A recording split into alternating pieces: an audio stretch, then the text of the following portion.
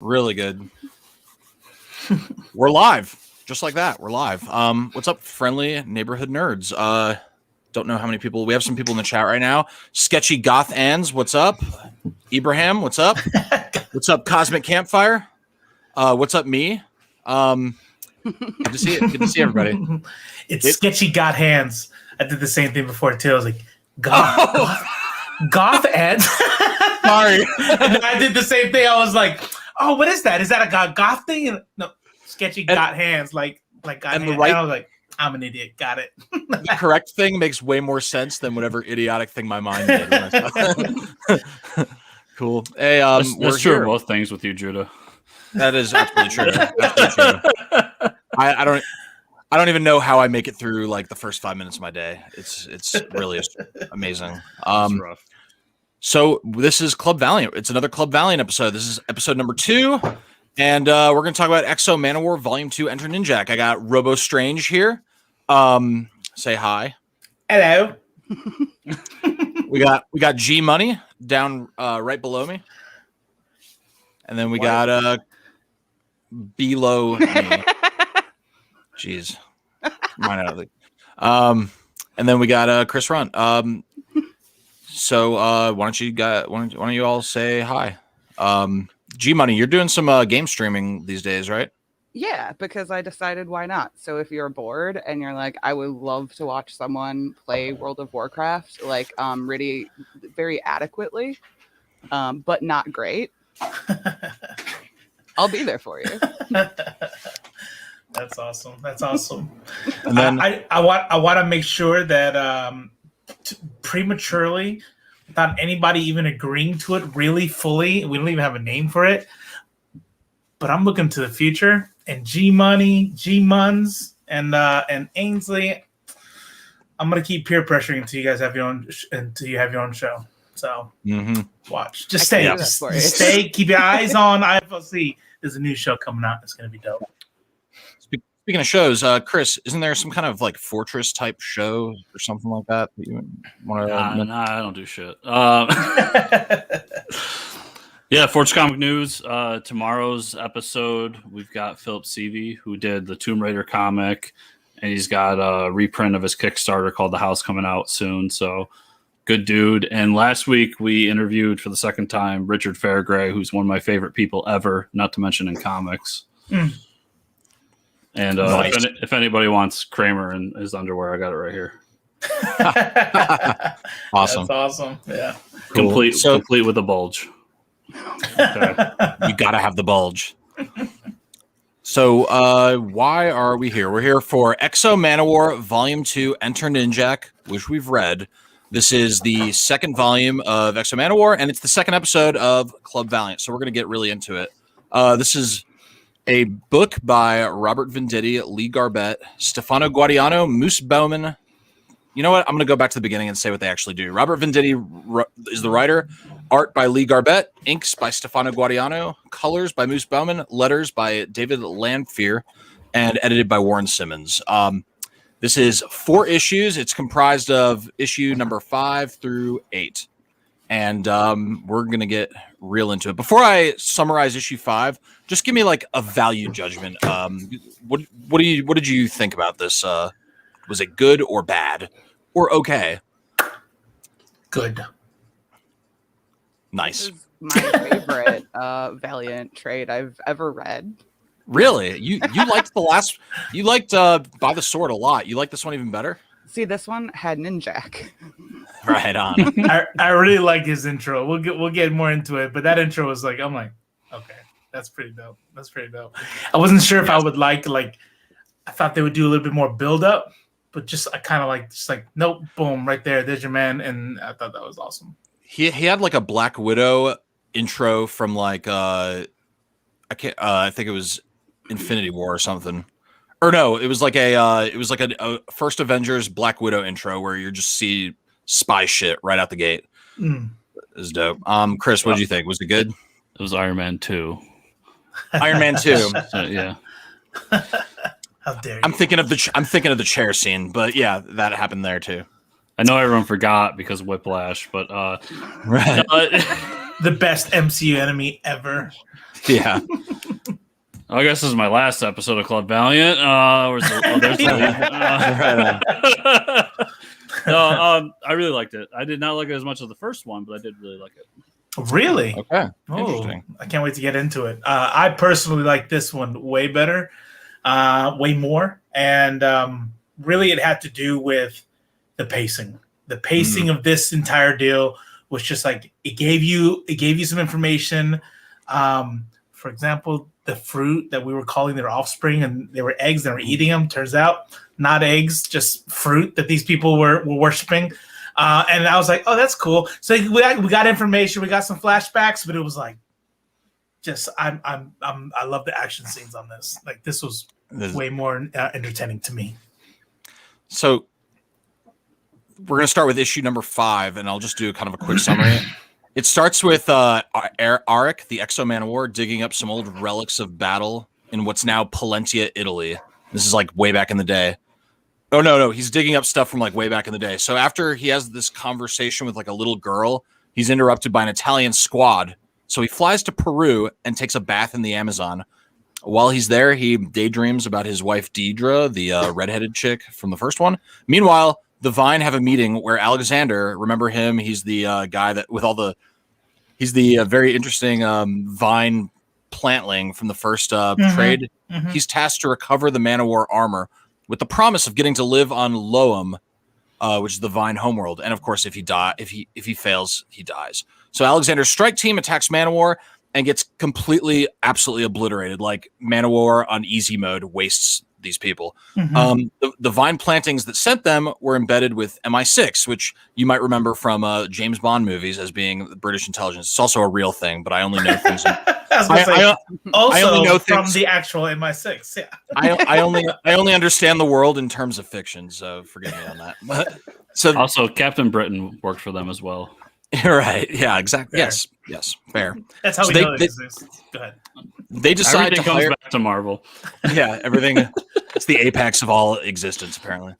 So these Vine plantling MI6 plants, they decide to hire Ninjak, who enters the comic fulfilling the title of the TPP volume, Enter Ninjak.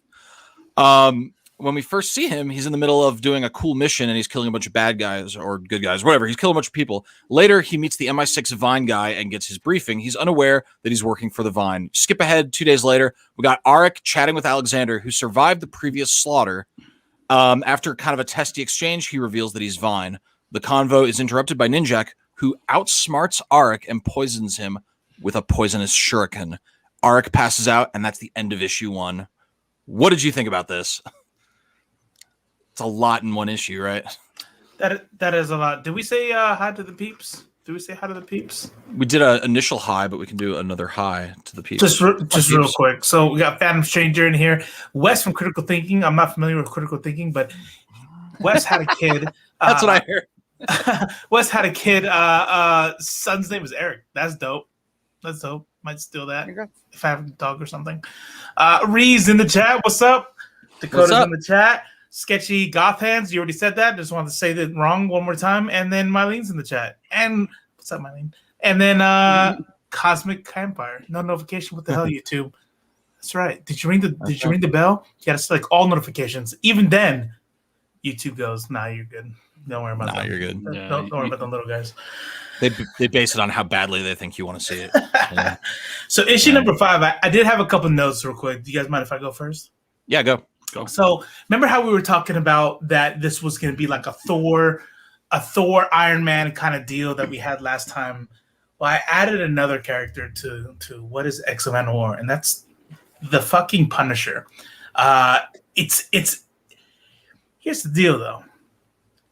I don't think they've set up just what a freaking brutal kind of like dude this X-O is, because when those guys get to Peru, really it's just guys in uniform that is like, woo, let's go here.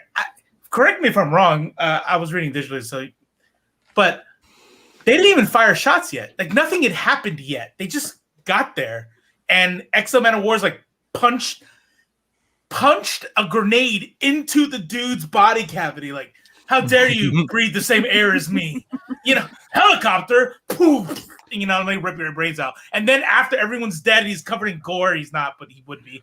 And he's like, what are you guys doing here? Like, whoa, Like, shouldn't maybe it was like a heavily armed like strike team of good guys going after him. Who knows? Like, or like, you know, like, hey, you're in my forest. What are you doing here? Well, I'm gonna destroy all of you first. So I thought it was a little bit like, I think it was written. Obviously, I don't think they're trying to make him like a psychopath.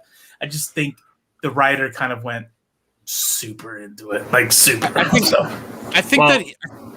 Oh no, go ahead. I was just say that him punching a grenade into a man was probably the most badass thing I've seen in 100%. forever. Yeah, and I'm pretty sure Venditti was sitting back being like, "Man, what if he punched a grenade into the guy's chest?" And the whole issue was written around that. And then the editor's like, "Hey, should you set that up first? Like, is there a reason why he's punching?" Like, don't worry about all that. This guy, like 10 years from now, will ask a question and no one will care. Just move on. Yeah. Yeah. True. G Money, you got something? I like that you're like, I'm seeing Thor and I'm seeing this, because for me, I'm seeing like a D&D party, because now you've introduced your rogue and you have your barbarian. There it is. Like, that's very much. Also, I disagree. I think this is totally proportional for him to just like wreck shit. Because look at Carol when she comes in and just like flies through Thanos' ship. Like, you're a warrior. You're gonna war. And he's been through some shit. Like he every interaction he's had with anyone in the last 1,000 years have been terrible. Like, and I mean, a Vulcan would do the same thing. Like, they have that tenet of like, you strike first and you strike hard enough that your enemy can't get back up. So like, I think these are the enemies though, right?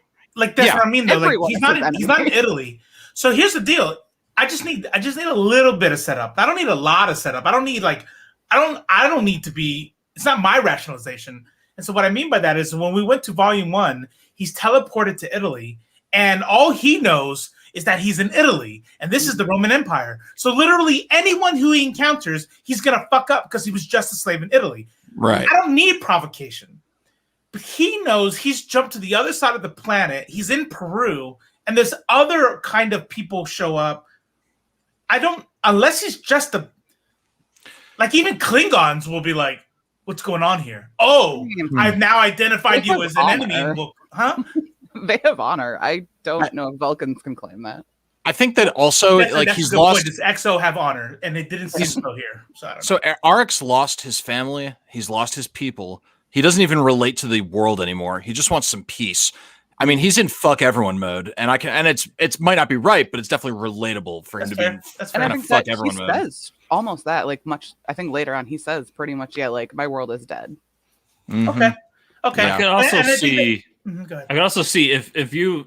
So he lived. What was it? 16th century when he came from. Yeah, but to him, like, Rome is the world. Mm-hmm. Like, if you think back then, like, they were going across these, like, if we talk about, you know, the explorers that came to America and all that, they were coming because they're just like, well, if we go over there, that place that has the salt might be there. So they don't have a context of like what the world is. It's just a small little chunk. So when he's running away, in his mind, maybe it's just Italy still. Well, he goes to Peru, so he crosses the ocean. Right. I think he's the planet from space too. So. Oh yeah. And he's he got like the thing injected. Okay, yeah, my entire theory is wrong. He's like, let me get as far away from people as possible. So in his mind, as far away from people as possible is this jungle on a continent he's never seen before. That's know what I mean? That's right. And oh, by the way, if I do see any people there, I'll punch a fucking grenade into their body. So let's just fucking hope I got this right. Can we talk about the really obscene part of this, which is him taking the rusty, nasty sword and shaving his face with it? Yeah. I can't believe that would actually definitely getting acne. I don't think so either. It's like that you're at a piece of rock at that point. But I do appreciate the fact that they showed it like bloody, like at least it's tearing his skin up. Like, I didn't get what he was doing at first because I don't shave my face. Right. And I thought he was like cuddling with it for and accidentally cutting himself away like My favorite I love you, sword. sword. It's my favorite. Ah! Yeah. That's funny. So there a lot happens here. I still I love the chest grenade, but my favorite part of this first issue is just and you can ask Robo. We've talked about it before. I like the powerless hero defeats the super OP hero through cunning and strategy thing, and they definitely do that here. Like everything about the intro of Ninjak and how he's basically James Bond / Batman. He's got like Batman tech and like fighting skills with like James Bond personality. And he's like super confident, super like nothing, I'm not worried. I'll figure it out. I got this. You know what I mean? Any normal person would be kind of like hesitant to go after this dude. And he's like, whatever, it's just another target. And he pulls it off. Like he doesn't overpower for him. It's not like some stupid fight where like he wouldn't be able to hold his own. It's like he just uses cunning and poisons the dude and he's successful. So I thought that was pretty badass. What did you think about that kind of like intro of the Jack of Ninjak? I'm on Art's side. I think he's a little bitch. Oh, really? Yeah. Okay.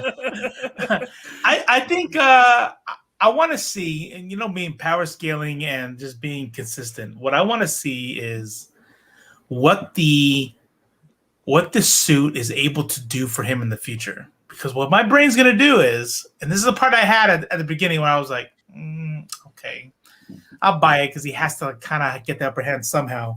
But we're taking a dude when he's like severely injured or concussed, the suit can help him and helps him recover and all that stuff.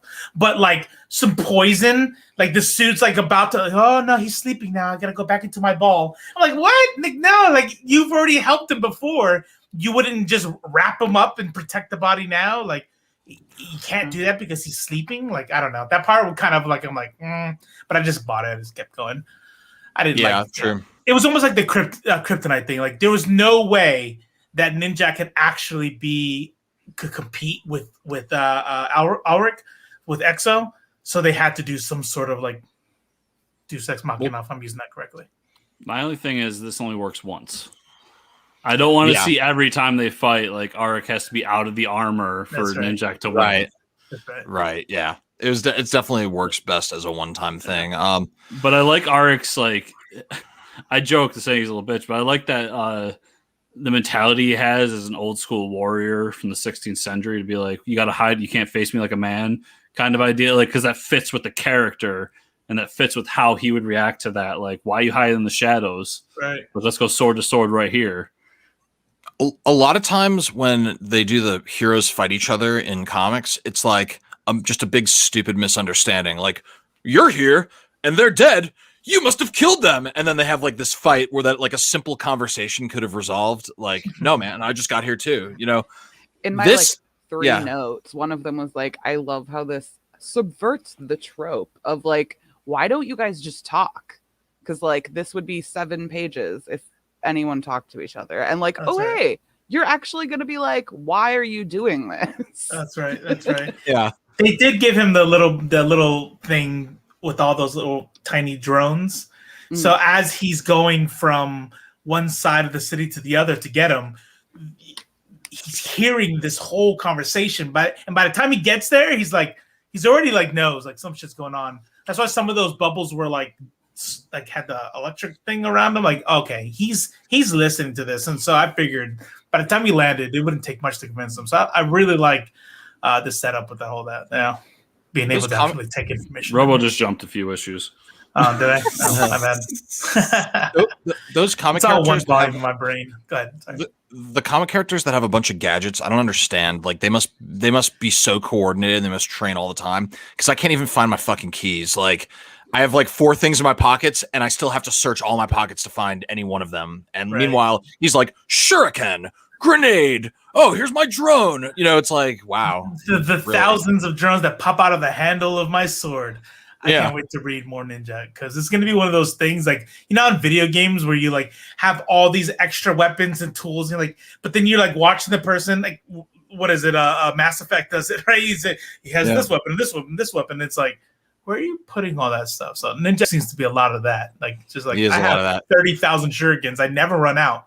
Don't worry about Rob Liefeld to draw him some pouches. In this one, I like that, like, we've established, like, so Arik, he passes the, like, if you are nothing without the suit, you don't deserve it. But, like, he can do it without the suit. He's fine with that. Yeah. I would like to see if Ninjak, if that's true. Can you do it without the gadgets? Like you Batman, will see that. right? Yeah. You will see that, but probably sometime next year at this pace that we're going at. Oh, I see. So issue number 6, Ninjak and Alexander, they have a brief chat about the armor. And then Ninjak's plane arrives for evac. He's got his own fucking plane that he calls. So aboard this jet with Arik passed out, I'm going to try to get it right. Arik passed out. Alexander reaches out to his Vine handlers. He gives them a status update and then attempts to dissuade them from a full-scale Earth invasion. They reject his proposal because the idea that a non-Vine is worthy of the armor threatens their status quo. After the meeting, Alexander, who's clearly sympathetic to humanity, tries to revive X-O. Ninjak catches him. The armor forms around Arik again, and now he's very awake and super pissed. Ninjak and Arik go at it. Ninjak is totally outmatched, but holds his own. In the struggle, the jet is damaged. Ninjak leaves in a parachute, and then Arik begrudgingly rescues Alexander after learning of the Vine invasion. Arik and Alexander later have a powwow in a nearby safe house. Ninjak launches some drones, finds X-O, these are your drones, and Alexander, and then as Ninjak closes in, Alexander attempts to convince X-O Manowar to ally with Ninjak. So a lot of like plot movement here. I like how Ninjak lost the second fight because that does make sense. Yeah. Like you said, it should only work once. When the drones go up and there's just that one bubble that just made me laugh because it's just Ninjak being like, enhance. Yeah. Yeah. But yeah, this is a very plot heavy issue. Yeah. Right. Well, yeah. Well, let's see what you're holding up. I'm gonna embiggen you real quick. Embiggen. Yeah. Ooh. Yeah. Just that. Yeah, you're not. You're not. I know what you do now. Yeah. X-O he's just so emotional. He's a ball of emotions these days. You know, it's like hate to see that charging at me. Yeah. True story. Trying to see what episode it's in. I mean, what issue? But there was one in there. I don't know if it's this one where he's talking. I think it's later. But I wanted to like give my pitch for digital reading. There was a panel change. Which one is the one where he beheads the dude? Ninjak beheads the dude. Yeah, I think that's later. That's I think that's issue 8. I think where they're like fighting alongside each other or something. Remind me. I'll show you guys that. It's pretty dope. I was like, oh shit. Anyways, go ahead. Yeah. And you got this moment too when they're fighting, and it goes back to what I said about last issue where X-O is just like face me man to man, and Ninjak keeps running away, and he's being called a coward, and he's like, "Listen, I'm living to fight another day, guys. That's why I'm going to jump out of this plane on this cargo box and run away."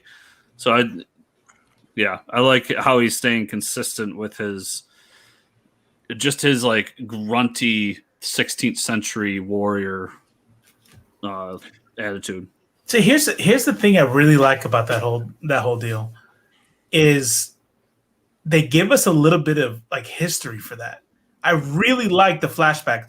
I don't really like too much exposition. I found like, come on, let's go. I don't know, maybe it's my ADD or something, but in this one, I was like, look at that. He gets his wife captured. He gets his dad's killed. And are you talking about issue 7 or issue 6 right now? The one where I'm just referencing. Issue 7 starts off with the flashback to 410 AD Rome, where his dad is riding through the crowds. Blah blah blah. Yeah, but basically there's a flashback. It's either that one or not. But just referencing how he's all about like going all in and saying, "Fuck that! I don't want to hide. We don't need to be smart. We're never going to retreat. We're not going to have any of that."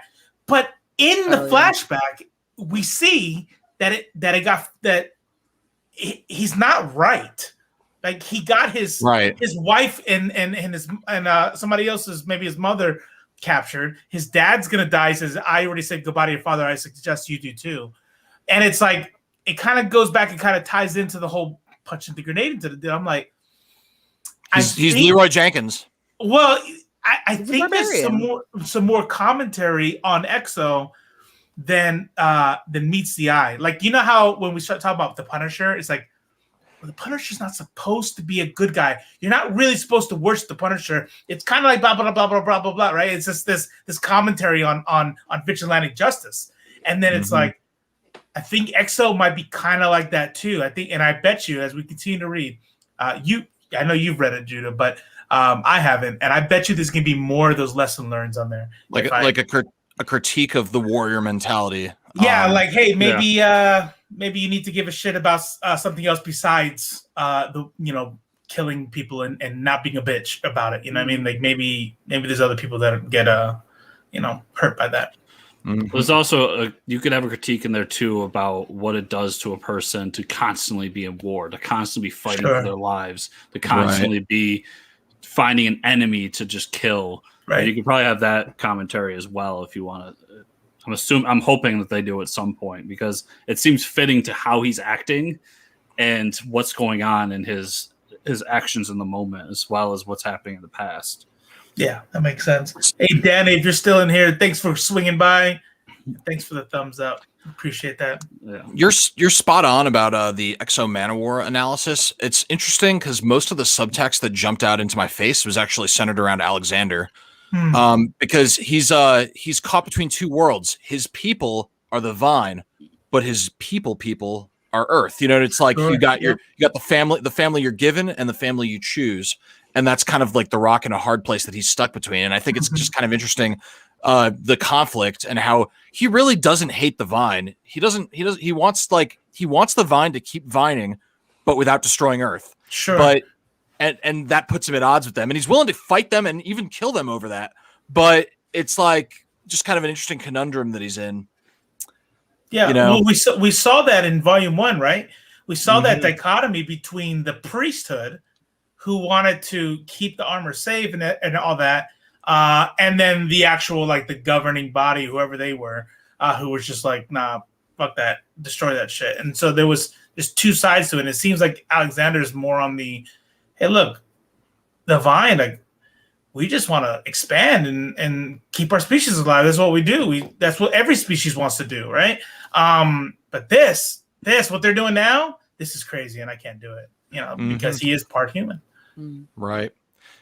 It's funny, just kind of as a humorous side note, in the first volume, the first time we meet Alexander, the way that the story shows us that he loves Earth is he's having a lot of sex.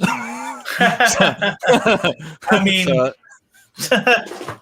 yeah. God bless him. Have you seen us? We are the sexiest species, apparently. Hands down. No, we're better looking than the vine. We're definitely better looking than the vine. Absolutely. Yeah. Absolutely. I think G-Money's face says they disagree. Humans are the best. I'm a species. I mean, certain humans, but like I've seen some like sexy animals, and I've seen some gross humans. So that's fair. I mean, I'm right here, G.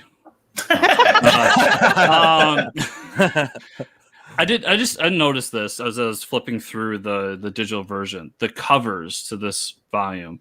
If you go back to volume 1 and you look at covers through 1 through 4, they all have a very distinct sci-fi feel to them, almost a Star Wars-y vibe to them. And then as soon as you get to, past issue 5, which is really just the hey, we have Ninjak, 6, 7, 8 feel like James Bond comic covers to me. Yeah, definitely. And I'm going on, I'm looking at the covers as we go on, and it feels like they really understood the vibe they're going with each volume by changing the feel and the dynamic of at least the main cover for each issue. So, gonna kind of push through. We'll just talk about issue 7 real quick, and we'll kind of like we can talk about any of these issues. I don't care, but just to kind of catch up the audience. So with issue 7, it starts off with like a flashback, and I think Robo likes the flashbacks. I also really like the flashbacks. We're back at 410 AD, So Aric's dad, King Alaric, who we keep seeing, he's riding through the crowds of Rome to like these deafening cheers. There's a boy watching, and he's approached by a vine woman, and she's revealed to be a plantling or a planting, and she's like making him a planting as well. So this is like just this self-perpetuating cycle of creating more plantings. So skip to the present. Alexander reveals that he wants to help humanity prevent a complete vine slaughter. He explains what plantings are. Ninjak is like listening to the whole thing. So we get the old sitcom bit where people are talking and someone else is overhearing it. Eric notices Ninjak and then they have a fight. Eventually they all talk, which is nice because they agree that they have to stop the vine. Alexander convinces Ninjak that his clients are vine. So Arik, Ninjak, and Alexander agree to join forces to stop the Vine invasion fleet, which is heading for Earth. Speaking of the fleet, on board, the Vine soldiers are training, and get this, they're training by just executing people. They're led by Commander Trill, who you might remember from the first volume, and then the Vine priest is completely not happy with Trill's motivation for revenge against the armor. The priest is like, the armor chose Arik, and the prophecy is that the armor's never wrong, and we need to embrace this. And Commander Trill is like, nah, fuck that. He stole our armor. So Alexander and Ninjak hijack a plane to London. They just kill the person on it, who I guess is a Vine. And then they meet X-O Manowar there, and then they get ready to attack MI6. So this is kind of a cool setup for what you know is going to be kind of an epic issue. The part that just like stayed with me was how big of a piece of shit Commander Trill is, where the trains his people is like, okay, now kill these fucking human slaves, you know? Like, I'm glad we don't train like that. I'm glad that's not like, you know, yeah. I mean, really I feel like they kind of they're kind of leaning into that whole like we need to establish an actual no shit bad guy, and then this is something that's kind of not typical of Valiant from what I've read. Like when we were reading Harbinger and stuff like that, where they try to make like good and evil a little bit more nuanced, a little bit more gray area. Like it's hard to tell who the bad guys are, type stuff. But in this one, they gotta go Commander Trill, comically evil guy. I need to show you panels on how they're testing their weapons on the human slaves and shit. And it's like, I was like, okay, there you go. There's the bad guy. Right. Got it. You know, He's really and then bad, Alexander's are like, you know, so I feel like it's a scroll kind of deal, right? Especially with the plantings. I get like a scroll kind of vibe. And they're like, maybe they're not all bad, but that dude is, you know. I think you could be making Commander Trill like even worse, because my partner brought up that like what if the priests decide to be like, you know, screw it, we're gonna support Arik, because like they've already said that like that's who they chose. So like, how much loyalty do you control? How much can you split this fleet? I think that's a fun wild card. Yeah, 100%. I agree.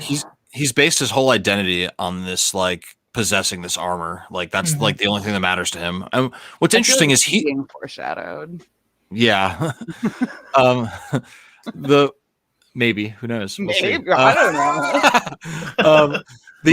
The thing that I thought was kind of interesting. So Alexander is explaining the whole Vine thing, and the way he describes it, he's almost like a Vine apologist, because he's pro-human. He wants to protect humanity, but he's like, so, you know, it's not like the Vine are really hurting anybody. I mean, minus the slavery. Minus the slavery. That's bad. Yeah. The slavery's bad, but if you just kind of compartmentalize that and look at everything else, they're just showing up all the bad stuff. They're not bad.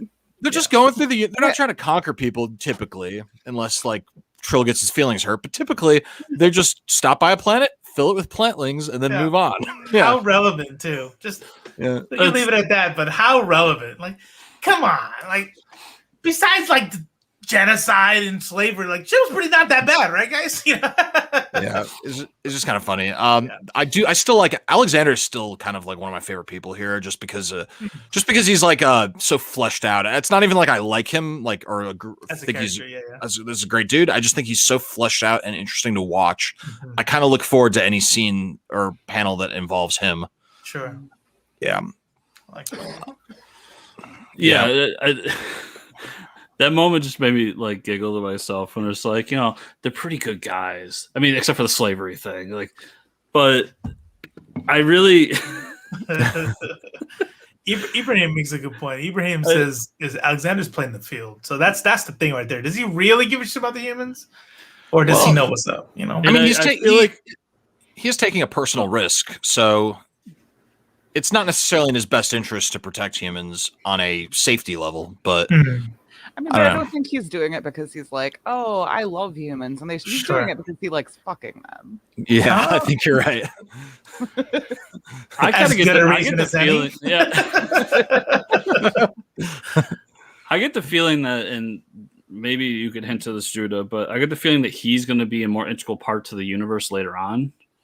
Because I get a real Clark Kent feel from him, where like he's from a different world and he came here, but he has an affinity for these people. Maybe not in the same way that Clark did, but like he definitely has like I kind of like it here, and I don't want it to blow up and go away. Sure. Kind of feel to it. Almost like a Silver Surfer vibe too. Yeah. I almost wonder if maybe someone can check me on this later on. If he pops up later on to be something a little bit more important to the overall universe. I'm trying to imagine what it's like to be Judah right now. And I'm like you're trying to host it and going, how do I pretend like I don't already know all the answers to everything you guys like, yeah, that's a good question. Did you like how I'm no comment. Do you like how Ninjak just like at this point, like I know that we all know Ninjak is a Valiant superhero or hero that appears in various other Valiant comics, but if we just kind of forget about that for a second and read it like we're just learning about all this and we don't know where it's going, it's kind of a relief the way Ninjak is like immediately is like, well, fuck the money, I got to fight for Earth. He's like he kind of like immediately is when he finds out what's actually going on. He's like, fuck this, let's go kill all the Vine at MI6. Yeah, but I don't think that's for any sort of like honor type thing though. This is like, hey, here's a job you're gonna do, and I'm gonna pay you $1 billion to do it. Okay, I'll take the job, and I'm gonna do it, and I'm gonna blow your brains out afterwards. So, oh, you know what? It's like, no, I'm gonna kill the dude. Like, right? It's self-serving. It's Dr. Doom helping out the good guys. Like, if there's no Earth for me to conquer, to rule, then what's the point? So I might as well help the Avengers now, and then we're done. Like, I'm still gonna conquer the world, guys. That's right. Yeah, right. I can't wait till we get more into Ninja because I'm wondering if there is some sort of like honor / good guy element to it. Like, because even like the Punisher, like we brought up the Punisher, yeah. Judah, you don't know the answer to that at all, do you? I don't know. But like the Punisher, again, like, we go back to that kind of character. It's like, hey, it's not really a good guy. Like, you wouldn't want somebody like that in real life. But there are elements to, that in good or bad, or however you want to do it, he's trying to do the best thing. But Ninjak is presented as even both of them. X-O's presented as you guys took everything from me. Fuck all of you. And then there's that, right? So now I'm a good person. Just fuck everyone, and I'm gonna, and Ninjak is like, I'm a hired assassin, so like, I don't see any good guys here in this story. I haven't seen any yet. So we're at the beginning of a character journey, and that's all I'll say. So issue number 8. Wait, Judah, are you saying that Ninjak grows as a character over the next 8 to 10 years? Maybe. Spoilers. I'm not saying that. So check it out. Another flashback to Ulrich and Eric. They're arguing about, this is the thing that Robo was talking about. So they're arguing about Ulrich's aggression in battle. Ulrich demonstrates that he will kill enemy at any cost. So that's really the summary of that conversation. He's like, fuck it. We take losses. We fight and aggress at any cost. It doesn't matter. So we flash forward to MI6 headquarters. This is the big thing that we've been looking forward to. Eric goes in hot, just like he did back in, the year 400. Goes in hot, attacking and killing the vine plantings. And he's on easy mode again. The vines start purging the humans, and that's kind of a cool couple panels where they're like, it's like execute order 67. I really enjoyed that. Yeah, and then like you see just normal looking people, or they're actually plantings and just shooting their coworkers in the back of the head. I love that. Yeah. So then they attack Arik with MI6 defenses, and they knock him out of the sky into the Tom's River. So Ninjak shows up to the party. He starts killing vine plantings. Arik emerges from the water like the Phoenix, and the two Valiant heroes. This is another part that I love. The two Valiant heroes. Why did you embiggen me? The two Valiant heroes, they start fighting side by side, which is what I think. I can't speak for anyone else. That's what I've been waiting for, is to see them like team up for real. So they're slaying huge swaths of vine.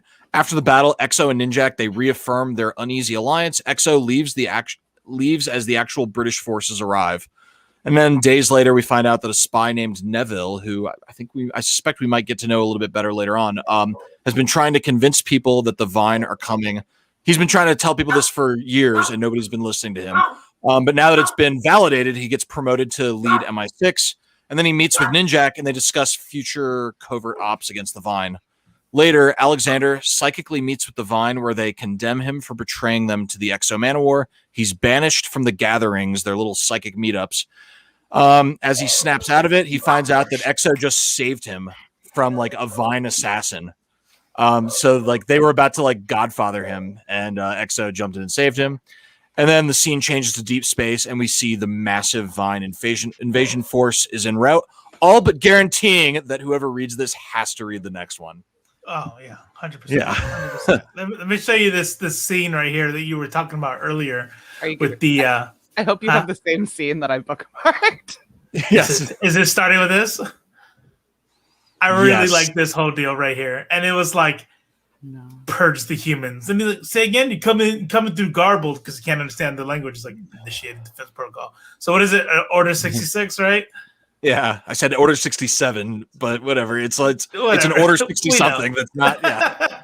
Shablam. And then they just. I thought this. See, here's the funny thing about certain like art panels, and it's like, okay, this individual right here is literally nobody, and they just made him look like a complete fucking badass. Like we'll never know who this individual is, but I feel like he should be a main character somewhere. Right. And she looks, but here's some Black Widow shit going on, and then just wrecking shop, perception area clear. Anyways. Dispassionately, like they immediately they were just like, okay, well, time to do our job. Yeah. 100%. Like they might have been having coffee together earlier that day, you know. What was the one you were gonna show, G Money? Oh, okay. So this whole book for me is this.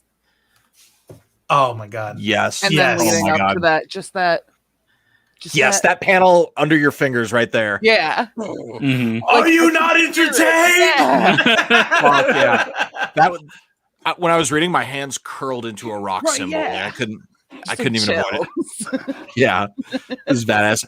Issue 8 is the best issue in this volume, I have to say.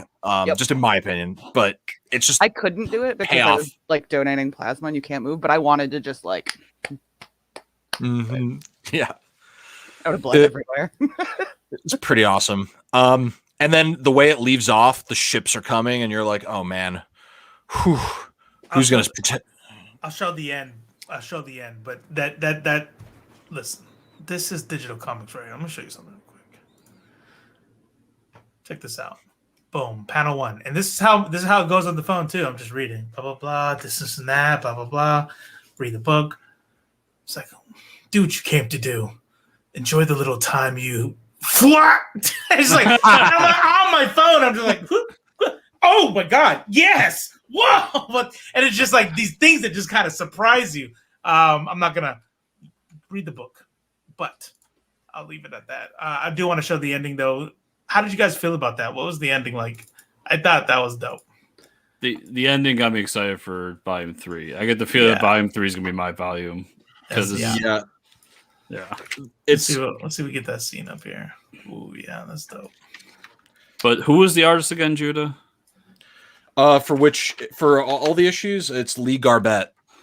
Wow. I'll give him this. He can build up a fight scene. Yes. Really well. The fight scenes throughout this whole volume, but specifically in this issue, are phenomenal.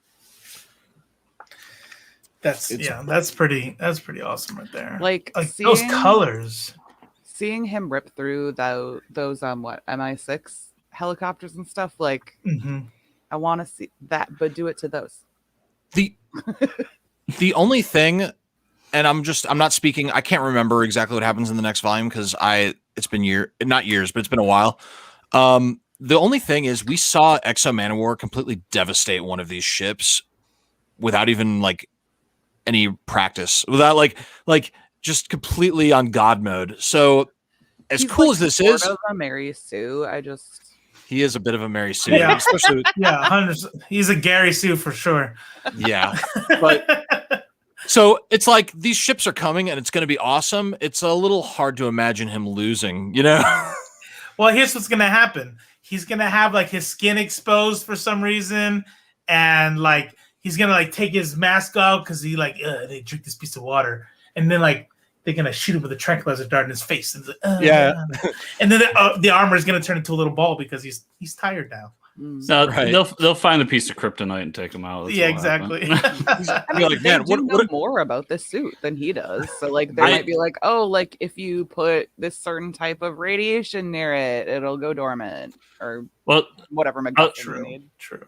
I was gonna say, Judah, to your point, like I believe in that first volume when it happens, like yeah, he does some damage to that ship, but we could take that as like beginner's luck or they caught us by surprise. Sure. Whereas now, not only do they have more than just one ship, Well, but now here's- they've had here's time to another thing. prepare and be like, no, we know how to take this fucker down now. Here's another thing. Look what happened when that one cannon and the secret MI6 cannons hit him, right? So like, yeah, he came back out of the water, but remember they said don't give the armor time to recover. So he's not Superman. This is not, Hyperion like invincible ridiculousness. One cannon shot incapacitated him for a little bit. For a moment, An yeah. armada of giant spaceships, they could definitely fuck him up if he's not careful. Can I give one little teensy hint? Not a Sure. Not a So what- spoiler. I'll pose it as a question. Besides kryptonite, what's Superman's greatest weakness? Magic. Lois? Glynis is sort of onto it. I was kind of that's close. I was shooting for his weakness. Real answer. His Magic. weakness are the people. His weakness is his Superman's second biggest weakness after kryptonite is the people that he loves. So that's all I'll say. Yeah. So if they could figure out a way to show him his people, which I think they're all dead. So bring back his dead wife and then Yeah, kill her. like you haven't set up a love interest yet. We'll see. I'm excited to see what his existential Is kryptonite Ninjak is. the love Yeah. interest? So say what? Is Ninjak his love interest? I'm not going to confirm that or cannot deny it. say. Can't say. So But yeah. overall, I really like this volume just because it's like we're past origin story and now it's like full fledged. Like I love a good origin, but it's always nice once you get that out of the way and now there's a story, an ongoing story. Yeah. Yeah. This volume and 1 and 2 feels like reading or like feels like watching the first Iron Man movie to be like, okay, I'm ready. Give me That's my it. universe. That's it. More human than human. Yeah. Yeah. It's a White Zombie song, so Yeah. I thought it was Thank you. I relevant. appreciate that. I Yeah. thought it was just a really wise observation. I'm like, yeah. It It is. It is. But if you say it in the cadence that I said it, then it's a Rob Zombie quote. Yeah. I love the fights in this, and the art is just like off the chain. They really didn't cheap out with any of the production here. Lee Garbett is an awesome artist. We're getting Carrie Nord back in the next volume, by the way, who's also an awesome artist. So That's another thing for me is I like Corey a little bit better. you like And the art from Volume 1 and Volume Yeah. 2 between those two. Can we talk a little bit about the varied covers of this though? Because Yeah. you guys probably can't see this because it's digital, but let's enlarge you real quick. I can try to get him up on the screen. well, Robo will probably have a better time bringing these up. I got- Browse but pages. yeah. Which issue you want me to put up? You're looking at issue number 5, the Patrick 5. Zurcher cover. It's So it's actually 2 interlocking covers. So you can start with that. That cover is just awesome. Like that would make a great poster. Yeah, absolutely. And then after that, there's a variant for same artist, Patrick, for variant or cover. Sorry, issue number 6. That's like a Spider-Man Daredevil thing going on. I kind of want to seek this one out because it's just beautiful. Which one? You're talking about the face-to-face? It's like the cathedral looking one. Yeah. Is that number 6? Yeah. Okay. My preview things aren't loaded. That just in my brain is just like, okay, that's Spider-Man and Daredevil teaming up. Like, but they just changed the characters, obviously. So that really hits me as being a huge Daredevil fan. But all the variant covers are just so awesome. Mm-hmm. So, what would you rate this on the 1 to 10 scale? Start with G Money. This is like combined with the first one is a perfect 10 for me. Whoa, nice. Like this is like, and I think, like I've said to you before, like I don't recommend DC or Marvel to people starting out comics. It's too complicated. I would recommend Valiant because like this is, if you love the MCU, don't try to read Marvel comics. Just go read Valiant. Yeah. I totally agree with that. It's contained. Like these are all contained. Everything we read is going to be mostly contained unless it's a crossover event. Yeah. So it's just cool that you can like pick it up and. It's so clearly well thought out. Like you can tell a lot of time, kind of like same with reading the High Republic now. Like you can tell that there's a story group and they talked and there's a plan. And I appreciate that. Yeah, definitely. 100%. Yeah. What about you, Robo? Would you rate this as? I'll give it like an 8.5, 9. I'll give it a decent score. When I think of like perfect 10s, it's always in relation to something else. And Jason Aaron's Thor is like my perfect 10. And so I have to like hold everything up to that. And this is really good. I wouldn't call it Jason Aaron's Thor though. Chris, what do you think? I'll go a little bit lower than everybody else. I think it's 7. It's really good. Like I said in the beginning, I like the first volume a little bit more. And I like is it Corey from the first volume? I liked his art a little bit more for this character too. So the jump in art was a little stunning for me personally, but still really good. I would still recommend it. Yeah. I'd give it an 8. I gave the last one an 8. I give this one I gave the last one a 9.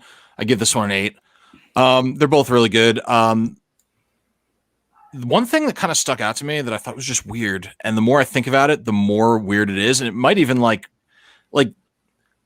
there are 2 women in the entire 4-issue trade paperback. There are 2 women. One of them is Deidre, who you see for 1 page, and one of them is the nameless, faceless vine plantling that shoots the guy in the head, and that's it. Those are the only 2 women in this story. It's weird. So there's so much dude in this story, and I don't know how to feel about that. I mean, it's weird. It's just weird. So hopefully we see some more strong, kind of centrally focused female characters in future X-O Manowar stories, kind of fighting alongside him, or at the very least working with him. So, yeah. But it is kind of weird. The only reason I rate it lower than the first one is because there's just a part in the first one when he dons the armor and starts wrecking shop that gives me like every single thing I love about the comic book medium right here in my chest, you know? So, yeah. Yeah. I mean, like I said, I definitely love them both. But that fight scene at the end, the one that G Money put up, that was good. Like, I need that in a movie. And I don't want it like not a shitty one, not a low budget one. I want an MCU level fight scene like that. So what about like the Netflix Zeus or Castlevania, like that kind of style? Would that Zeus work? is bad. I do not like it. But Castlevania, yes. I don't like it. This is a whole separate conversation. Maybe I gotta give it a chance, but we should talk about that. I'm gonna write you an essay on why you're wrong. Okay. I'll read it. Cool. I feel like the first volume felt more like Iron Man 1, where this one feels more like Falcon and Winter Soldier. See, I can't Both really good, but like I felt like one was much more grand and epic, where this felt a little bit more personal and more one-on-one, setting up something grand and epic, but still. Well, I guess we're just gonna have to wait until 2 weeks from now when we read Planet. Let me enlarge really quick. So in 2 weeks, we got Planet Death, X-O Manowar Volume 3. So pretty stoked about this, and it's a pretty beast cover. He's like in space with his power sword right here.